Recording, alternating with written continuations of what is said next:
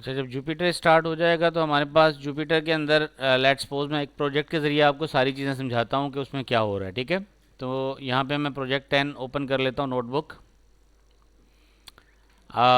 इसमें जल्दी से मैं डे 10 के हिसाब से सारी चीज़ें डे 1 से लेकर डे 10 तक जितनी भी चीज़ें सारी एक रिवाइज करवा दूंगा।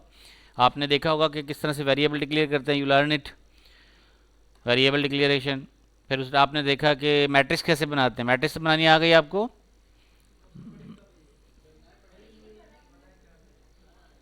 अच्छा, मैट्रिक्स बनानी नहीं आई,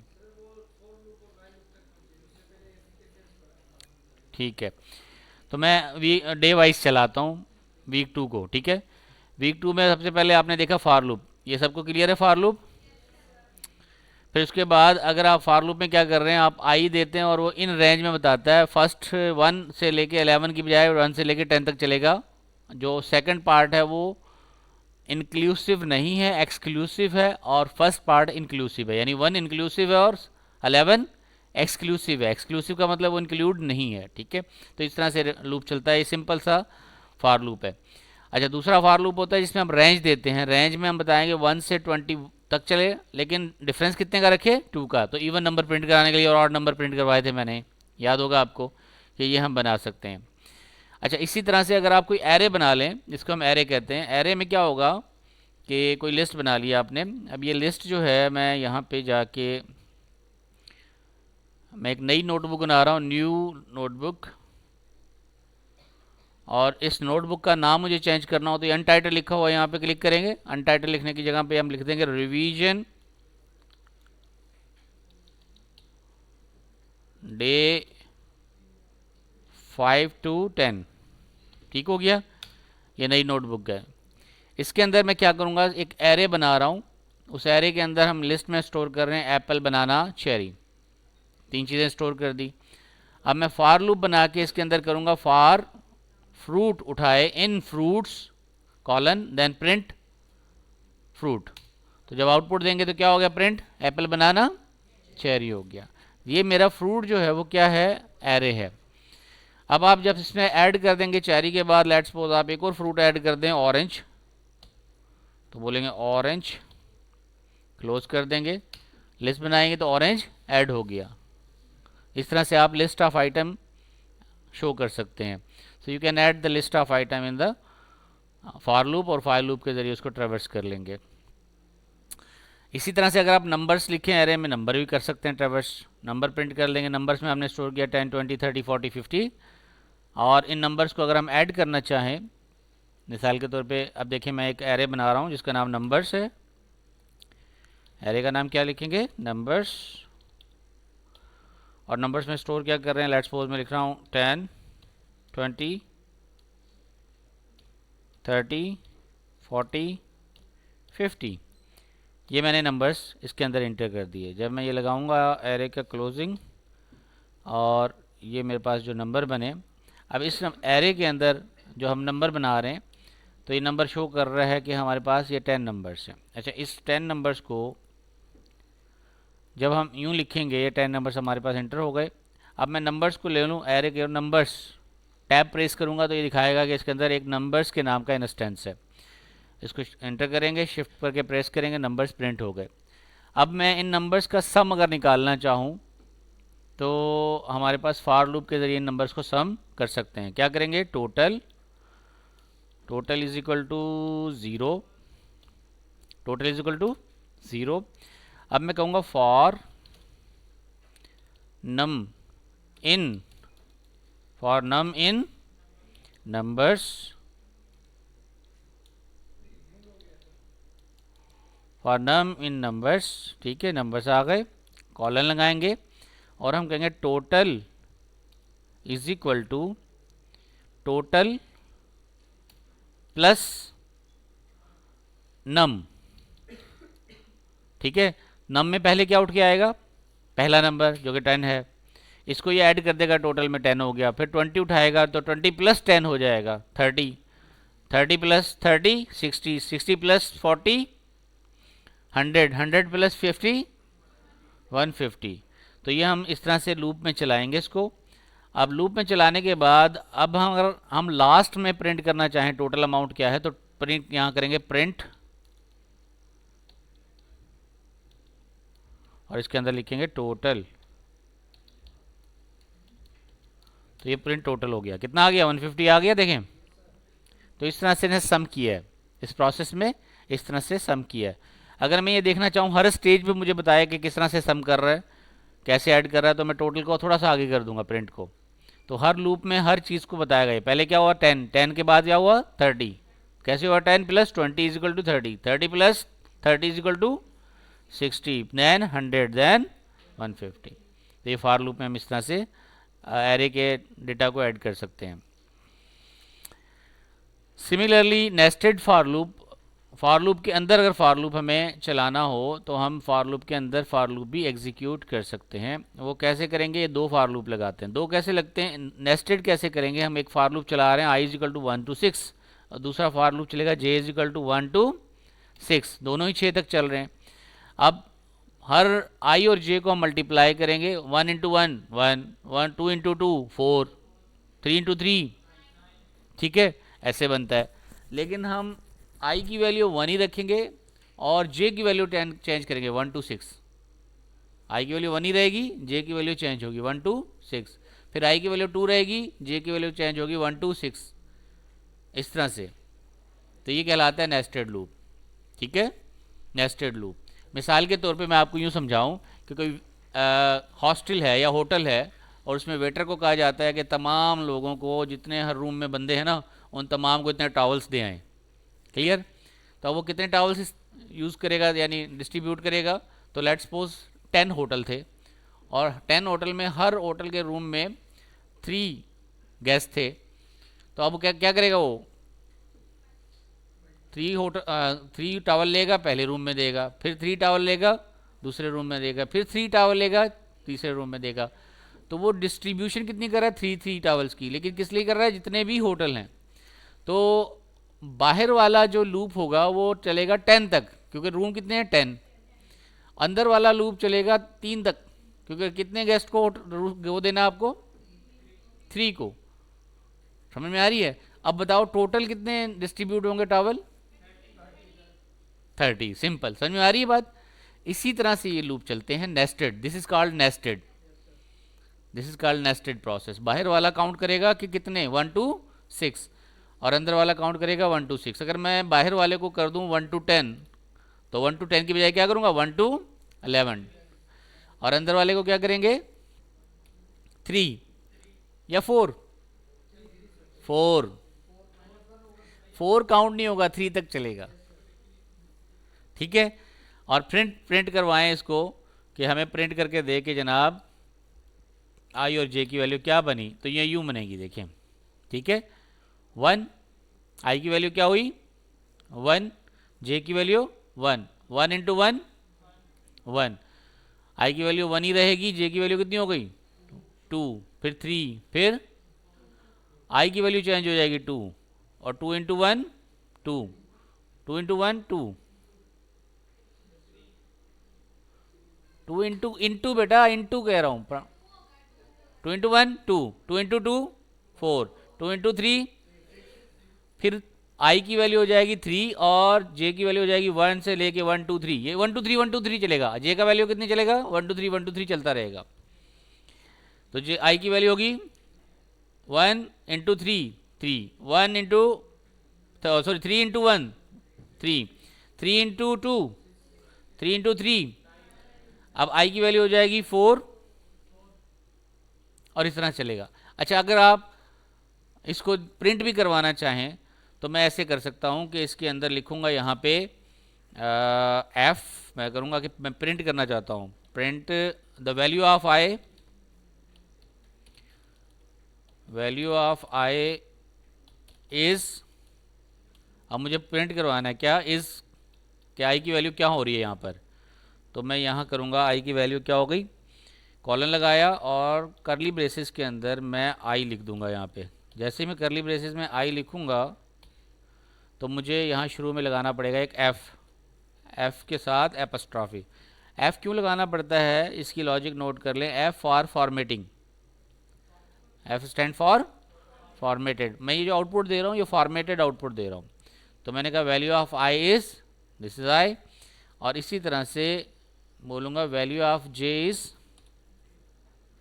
कॉलन लगा दिया, और उसके बाद दी वैल्यू ऑफ, ये इसके अंदर कंबाइन कर दें आप, इसके अंदर लिख दें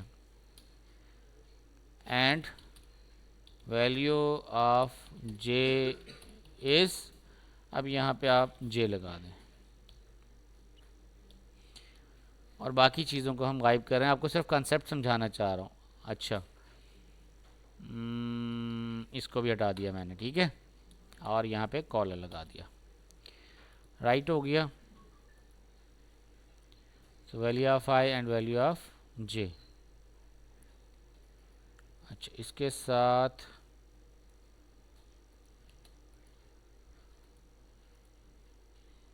फॉर्मेटेड आउटपुट, अच्छा एफ के साथ जो क्या, हाँ फॉर्मेटेड आउटपुट में एफ शुरू में भी लगाएंगे और आखिर में भी लगाएंगे, एफ एपस्ट्रॉफी यहाँ और एफ एपस्ट्रॉफी यहाँ। ओके, देखें अब समझ में आ रही है, अब कंसेप्ट से क्लियर हो जाएगा। देखें वैल्यू की जगह वैक्यू लिख दिया मैंने, वेल एल यू ई। अब देखें क्या हो रहा है, पहले वैल्यू ऑफ आई क्या हो रही है 1, और value of j 1। Value of i 1 ही रहेगी, कब तक, 3 टाइम 3 टाइम, और जे की क्या होगी 1 2 3 1 2 3। फिर जे वैल्यू ऑफ आई चेंज होगी, जे क्या रहेगा 1 2 3, वैल्यू ऑफ आई 3 हो जाएगी, जे क्या रहेगा 1 2 3। समझ में आ रही है बात, मतलब बाहर का लूप एक दफ़ा चलेगा तो अंदर का लूप 3 दफ़ा चलेगा, बाहर का लूप फिर एक दफ़ा चलेगा, अंदर का लूप 3 दफ़ा चलेगा। तो इस तरह से बाहर वाला लूप चलेगा कितनी दफ़ा, 10 दफ़ा 10 टाइम्स, और अंदर वाला लूप कितनी दफ़ा चलेगा, हर इटरेशन के अंदर 3 दफ़ा, तो टोटल 30 टाइम, टोटल 30 टाइम। इस तरह से आप नेस्टेड लूप चला सकते हैं। क्लियर हो गया।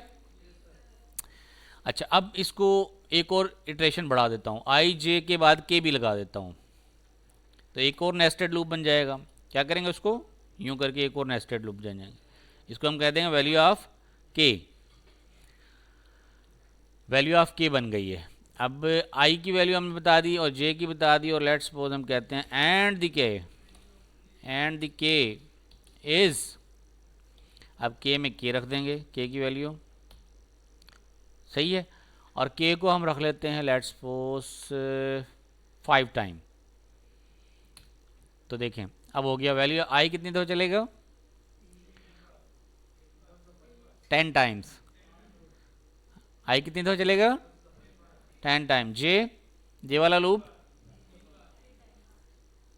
10 into 3 30 time, how many 30 time, और के का लूप चलेगा ऐसे चलेगा 30 इंटू 4 120 टाइम, 120 टाइम चलेगा। ठीक हो गया। तो इस तरह से हम नेस्टेड लूप का कंसेप्ट यूज़ करते हैं, फॉर हो वाइल हो do while words. For loop में हमारे पास ये होता है कि जब हम डायमेंशंस को एक्सेस करते हैं, डेटा डायमेंशंस को एक्सेस करते हैं, तो इस तरह से। अब मैं आपको एक एग्जांपल समझाता हूँ। मिसाल के तौर पे कोई बाटा सुपर स्टोर की बात कर लेते हैं। बाटा सुपर स्टोर है, अब कलेक्शन काउंट करनी है कि आज के दिन पूरे पाकिस्तान में बाटा की शॉप पे सेल कितनी हुई है, जो डीलर हैं उनके पास सेल कितनी हुई है। क्लियर। तो ये पूरे पाकिस्तान में अगर काउंट करना हो तो कैसे काउंट करते हैं, ये इस तरह से काउंट करेंगे, हर शहर का काउंट होगा, हर दुकान का काउंट होगा, पहले टोटल सेल कितनी हुई, उसको फिर सम करेंगे पूरे शहर की सेल कितनी हुई, फिर वो सारे शहरों की सेल उस डिस्ट्रिक्ट के अंदर कितने हैं, सब डिस्ट्रिक्ट के अंदर जितने भी शहर हैं, सिटी हैं, उन तमाम की काउंट होगी। फिर डिस्ट्रिक्ट्स जमा होंगे डिवीज़न में, डिवीज़न जमा होंगे प्रोविंस में, और प्रोविंस जमा होंगे कंट्री में। बात समझ में आ रही है। इस तरह से टोटलिंग होगी आपकी, इस तरह से टोटलिंग प्रोसेस चलेगा। और इसी तरह से अगर कोई मैसेज जो है, पहले हम तो अब तो व्हाट्सएप और डिजिटल टेक्नोलॉजी आ गई, पहले कोई अगर अनाउंसमेंट होती थी या रेट की नए रेट रिवाइज होते थे, डिस्ट्रीब्यूशन होती थी मैनुअल में, जब बाय कोरियर या बाय लेटर देते थे हम, तो वो कैसे आता था, प्रोविंस ने यानी हेडक्वार्टर ने डिसाइड किया रेट लिस्ट, वो रेट लिस्ट किसको भेजेगा, प्रोविंसेस को, प्रोविंशियल हेडक्वार्टर्स को, और प्रोविंशियल हेडक्वार्टर किसको भेजेंगे, डिवीजन में डिवीजन हेडक्वार्टर को, डिविजनल वाले फिर डिस्ट्रिक्ट वालों को, डिस्ट्रिक्ट वाले फिर शहरों में भेजेंगे, ऐसे डिस्ट्रीब्यूशन होगी। समझ में आ रही है बात? तो वही नेस्टेड का कॉन्सेप्ट है, दिस इज अ नेस्टेड। अब इसी तरह से एक्सेल जानते हैं आप लोग, एक्सेल में डेटा कलेक्ट हो रहा है, तो एक्सेल में जब डेटा कलेक्ट होगा तो हमें डेटा कलेक्ट करना है रो वाइज, हर रो में कितना अमाउंट है, उन रोज को सम करेंगे तो पूरा शीट का सम हो गया, फिर शीट्स को सम करेंगे तो फिर डेटा सम हो गया, फिर उन शीट्स का जो रिजल्ट आएगा, जितनी शीटें होंगी उनको बनाएंगे हम नोट वर्कबुक, उन वर्कबुक का सम होगा, जितने लूप लगाने पड़ते हैं। तो this is called nested loop. Nested loop का सिंपल कॉन्सेप्ट ये है कि आप चिड़िया के घोंसला देखा, चिड़िया कैसे बनाती है, अंदर की तरफ तिनका लगाती है, नेस्टिंग करती है वो, तो ये अंदर वाला एग्जीक्यूट होगा, फिर बाहर वाला चलेगा, यानी बाहर वाला चलता है अंदर वाले को स्टार्ट करने के लिए, अंदर वाला चलेगा उससे अंदर वाले को स्टार्ट करने, रिजल्ट कहाँ से कैलकुलेट होगा, सबसे अंदर वाले से, वो अपना रिजल्ट देगा बाहर वाले को, फिर वो अपने बाहर वाले को, फिर वो अपने बाहर वाले को, इस तरह से आउटपुट लास्ट में आएगा जब सबसे बाहर वाला लूप एग्जीक्यूट होगा। क्लियर? तो ये कॉन्सेप्ट था नेस्टेड लूप्स का। सो अब एक कॉन्सेप्ट आता है इन्यूमरेशन का, इन्यूमरेट। इन्यूमरेट क्या होता है? इन्यूमरेट सिंपल सा कंसेप्ट है, मैंने आपको पहले भी करवाया था, जल्दी से अभी भी करवा देता हूँ। इन्यूमरेशन का मतलब है, आप जैसे हम कहते हैं हफ्ते का तीसरा दिन कौन सा है, वेडनेसडे, मतलब आपने कोई नाम के ऊपर नंबरिंग लगाई हुई है, ऐसे ही है ना, पहला मंडे, दूसरा ट्यूसडे, तीसरा वेडनेसडे। तो एक्चुअली जब कंप्यूटर में डेटा स्टोर होता है तो वो नंबर्स में स्टोर होता है, और उसको फिर मैप करते हैं हम, मैपिंग करते हैं सिंबल्स के ऊपर। तो कंप्यूटर बैकएंड में स्टोर करेगा 1 2 3, वो मंडे ट्यूसडे वेडनेसडे स्टोर नहीं करेगा, लेकिन जब प्रिंट करवाएगा तो मंडे ट्यूसडे वेडनेसडे, तो वो देखेगा कि आपका नंबर कौन सा है, थर्ड है, फोर्थ है, फिफ्थ है। इस तरह से वो ट्रेड करके याद रखता है। अगर मैं कंप्यूटर को आज पूछूं कि बताएं 1950 में 11 जनवरी को क्या डे होगा, बता देगा नहीं बता देगा? और कितनी देर में बताएगा? सेकंड्स के अंदर बता देगा, है ना, मिली सेकंड्स के अंदर बता दे। तो उसकी प्रोसेसिंग किस पे है? नंबर्स पे। अगर वो वर्ड्स पे करता तो इट विल टेक टाइम, तो उसके बैकएंड पे लॉजिक यही है। तो इन्यूमरेट कर सकते हैं। अच्छा, इंडेक्स में अगर आप कलर्स में मिसाल के तौर पे पास करें तो आप मल्टीपल डेटा भी पास कर सकते हैं। अगर मैं इसको एक एग्जांपल ये समझा दूं आपको, इसको अभी नोट कर लें। अब देखें 3 कलर्स हैं, RGB सुना नाम, रेड ग्रीन ब्लू। कंप्यूटर जो काम करता है वो 3 कलर्स पे काम करता है, RGB, उससे ज़्यादा कलर नहीं है। इन 3 कलर से वो तमाम के तमाम कलर्स बनाता है, ठीक है। और आपको पता है कि 3 कलर की इंटेंसिटी डिफरेंट होती है, हर कलर की डिफरेंट इंटेंसिटी होती है। मैंने रेड के कितने फ्लेवर हैं, हाउ मैनी? रेड के लाइट रेड, डार्क रेड, और उससे लाइट रेड, उससे लाइट, उससे लाइट, कितने लेवल बनते हैं? एनीबडी? 256। How many? 256। और इसी तरह ग्रीन के कितने बनते हैं? 256। और ब्लू के 256। तो अगर मैं आपसे पूछूं कि टोटल कलर जो कंप्यूटर सपोर्ट करता है कितने सपोर्ट करता है, पता है? You can idea? अब मैं इसको समझाता हूँ कैसे। देखें, कलर हमने ले लिया RGB, अब हम इन्यूमरेट कर रहे हैं कलर, दूसरा लूप हमने लगाया लूप, और लूप हमने कहा कि बताओ RGB के अंदर इंडेक्स दें, हमें कलर प्रिंट कर दें, इन इन्यूमरेट लूप कलर्स। तो अगर मैं इसको चलाऊं तो 0 पे क्या है, 1 पे, और 2 पे ब्लू, तो इसकी पोजीशन है। This is called index, index base. Index base हम डेटा फैच करते हैं और इंडेक्स बेस डेटा चलता है। अच्छा, जैसे मैंने बताया आपको कि रेड के कितने कलर हैं? 256, ठीक है। अगर मैं ऐसे लिखूं red is equal to green, ये वाले वेरिएबल बनाए आपने?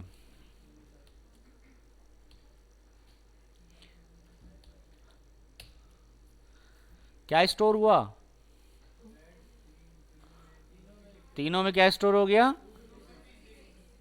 ठीक है, 256। ठीक है, एक टाइम में मल्टीपल वेरिएबल की वैल्यू इनिशियलाइज करना। अच्छा, अगर मैं बोलूँ कि आपसे कोई पूछ ले कि एक कंप्यूटर कितने कलर सपोर्ट करता है, हाउ मैनी कलर से कंप्यूटर सपोर्ट, तो आपने क्या करना है, R into B into G, R G B को मल्टीप्लाई करना है। These are colours,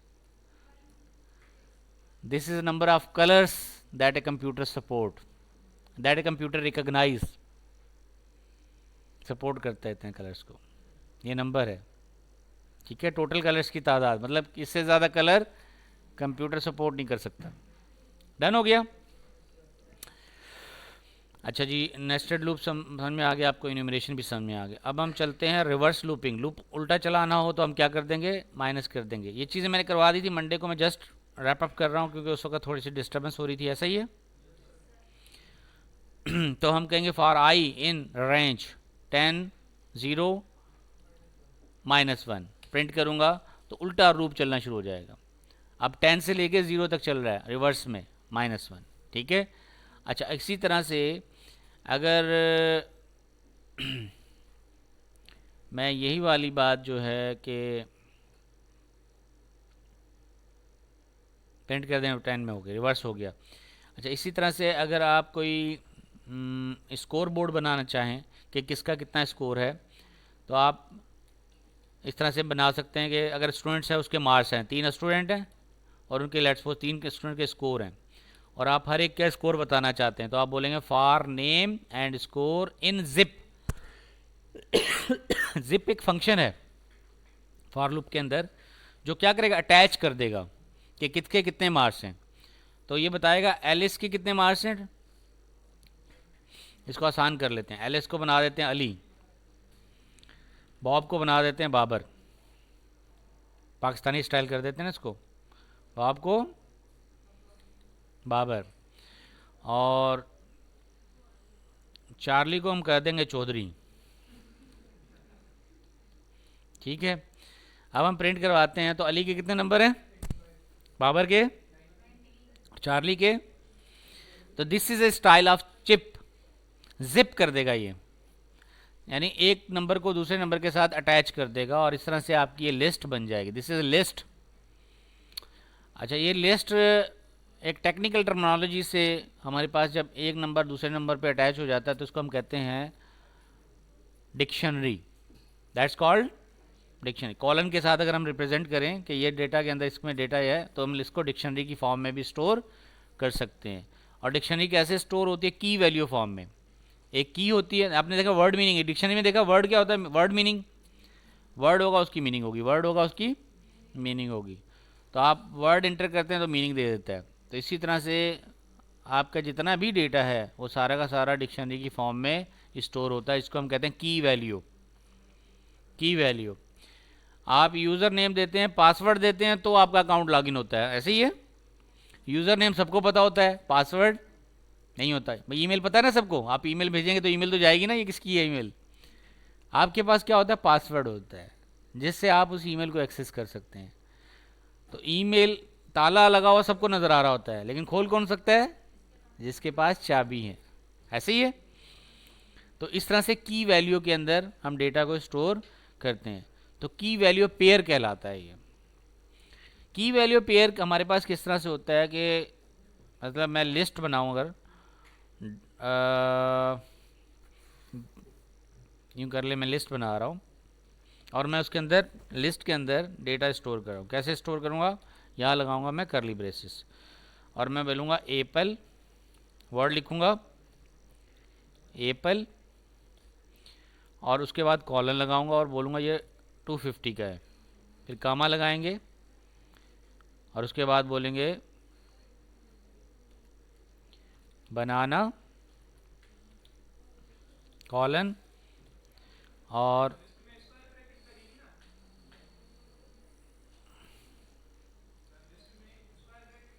ji, this is not a list, this is a dictionary.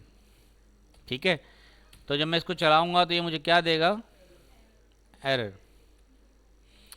कहता है अनटर्मिनेटेड स्ट्रिंग लिटरल। कौन सा, किस पे टर्मिनेटेड नहीं लगाया, एप्पल पे। एप्पल पे मैंने एक कोने पे लगा दिया सिंगल कामा और दूसरे पे लगा दिया डबल कोटेशन। तो इसको अगर यूं कर देंगे तो ये खामोश हो जाएगा, ठीक है। तो कहेगा ये क्या कर रहे हो तुम, या तो सिंगल कोटेशन लगाओ या डबल कोटेशन लगाओ, ये क्या आधा तीतर आधा बटेर। मतलब या तो सिंगल कोटेशन लगा दो ओके है, या फिर डबल कोटेशन लगा दो ओके है, सिंगल और डबल को मिक्स ना करो, ठीक है। तो अगर मैं अभी लिस्ट प्रिंट करूं तो लिस्ट के अंदर मैं जाऊंगा, बोलूँगा लिस्ट, LIST लिस्ट, तो ये डेटा मेरे पास आ गया, ठीक हो गया। अच्छा, इस लिस्ट के अंदर अगर मैं बोलूँ लिस्ट लिखूं, और लिस्ट के अंदर मैं लिखूं लिस्ट, और इसके अंदर मैं कोटेशन में पास कर दूं APPLE,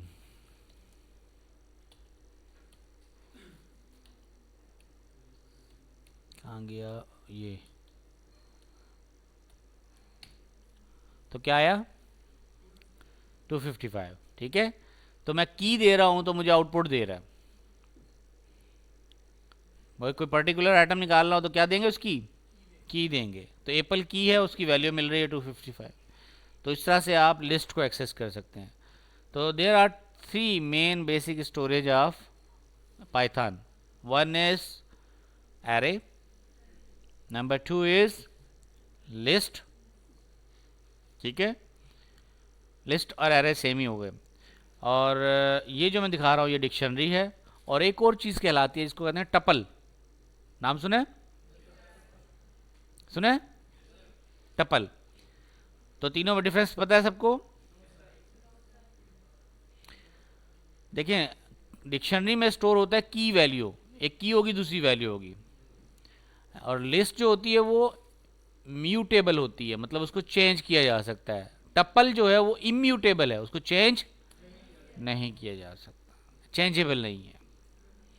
अगर मैं उससे पूछूं कंपाइलर से कि what is the list word, जो मैंने लिस्ट बनाई है क्या है, तो मैं जब लिखूंगा टाइप, और टाइप के अंदर लिखूंगा LIST लिस्ट, तो मुझे बताएगा ये क्या है, डिक्शनरी, ठीक है। अच्छा, जो नंबर्स बनाया था हमने, अगर इसको बोलूं मुझे बताओ टाइप ऑफ नंबर क्या है, टाइप, और टाइप के बाद मैं लिखूंगा कि नेम्स, नेम्स क्या थे, STR, नेम क्या है, स्ट्रिंग है। अच्छा, मैं अगर इसको बोलूं स्कोर क्या है, स्कोर्स, अच्छा स्कोर नहीं लिखा मैंने, SCO स्मॉल होगा, ठीक है। तो स्कोर क्या है, लिस्ट, ठीक है, स्कोर क्या है। अच्छा, अगर मैं एक और टाइप बनाऊं और उसको मैं कह देता हूं T, T is equal to, और मैं ब्रेसेस लगाऊंगा यहाँ पे पैरेंथेसिस, और इसमें बोलूँगा 1 2 3, इंटर कर दिया तो T बन गया। अगर मैं T लिखूंगा तो आउटपुट आ जाएगा 1 2 3, लेकिन किस में, पैरेंथेसिस के अंदर। और मैं पूछूं टाइप क्या है, what is type of this, type, type of T, तो type of T is tuple, ठीक है, ये टपल है। करली ब्रेसेस में डिक्शनरी, स्क्वायर ब्रैकेट में लिस्ट, और पैरेंथेसिस में टपल। टपल इम्यूटेबल है, मतलब जब आप टपल बनाते हैं तो उसमें मेथड अपेंड होगा, दरमियान में मॉडिफाई नहीं होगा, नई टपल बन जाती है। चेंजेबल इसलिए नहीं होती है, नई बन जाती है। लिस्ट उसी लिस्ट के अंदर आप चेंज कर सकते हैं। मतलब अगर मैं टपल के अंदर बोलूँ, सुने ले मैं समझाता हूँ। देखिए, अगर मैं करूँ, यूँ कर लें, जो हमने अभी बनाया था नंबर्स, स्कोर्स, ये लें, स्कोर्स में लिखूँ क्या आ गया। अच्छा, स्कोर्स के साथ मैं प्लस लगा दूँ 50, क्या आएगा, क्यों, कहता can only concatenate list not integer. List के साथ क्या होगा, लिस्ट कॉन्केटिनेट हो सकती है। अच्छा, इस लिस्ट को मैं ऐसे कर दूं अब मैंने इसको चार चेंज कर दिया, 50 की शक्ल बदल दी। अब क्या हो गया, चेंज हो गया ना,